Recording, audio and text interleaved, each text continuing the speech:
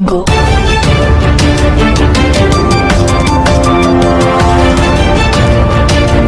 बर्तमान बड़ खबर पाणीपाग को नहीं बड़ सूचना नुआ अपडेट तेज गभीर अवपात परिणत है अवपात ओडिशार 11 जिले में हल्कू मध्यम धरणर वर्षा किसी जिले में प्रबल वर्षा नहीं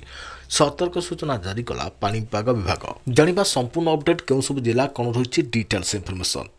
ता पूर्व वीडियो को लाइक करंतु जदि पारुछंती आपनकर संग साथी मानकु वीडियोटी को शेयर करनियंतु जदि फ्रेंड्स आपण माने हमर ई चैनल ले नुआ ही वीडियो देखुछंते पूर्व केबे भी सब्सक्राइब करनाथी तेबे निहाती चैनल को सब्सक्राइब करे सहित पाखर आस्तुबा बेल आइकन को बजे रखतांतु तेबे गभीर अवपात परिणत है बंगोपसागर सृष्टि होता अवपात तेज बर्तमान गभीर अवपातटी दक्षिण पश्चिम बंगोपसागर केन्द्रीभूत होइछे आसंता 24 घंटा मध्य यह उत्तर उत्तर पश्चिम दिगरे गति करी बात्यार रूप नेब बोली पूर्वानुमान करिछि भारतीय पाणीपाग विभाग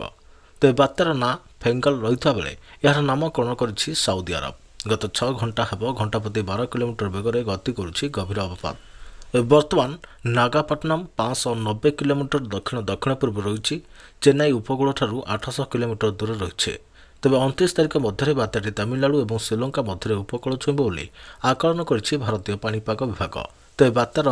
सीधासलख प्रभाव ओडिशा पर पड़िब नाही किंतु बात्या प्रभाव में कोहला पाग सहित किसी स्थान में हल्कू मध्यम धरणर वर्षा और किसी स्थान में प्रबल वर्षा नहीं पूर्वानुमान करिछि आंचलिक पाणीपाग केन्द्र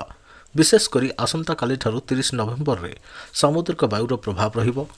उपकूल दक्षिण जिला तथा किसी संलग्न जिला तथा जगतसिंहपुर केन्द्रापड़ा भद्रक कटक खोर्धा पुरी गंजाम गजपति मालकानगिरी कोरापुट रायगढ़ किछि अंचल में हल्कू मध्यम धरणर वर्षा होवार संभावना रही यार प्रभाव आसंता 4 दिन पर्यंत तापमात्रा कौन परिवर्तन होब नहीं वर्षा पर 2 ରୁ 3 दिन पर्यंत शीत कमिवा सहित 2 ରୁ 3 डिग्री पर्यंत तापमात्रा वृद्धि हेब से आसंता 2 दिन पर्यंत सुंदरगढ़ कलाहांडी और कंधमाल में कुहुड़ी नहीं सतर्कता जारी कर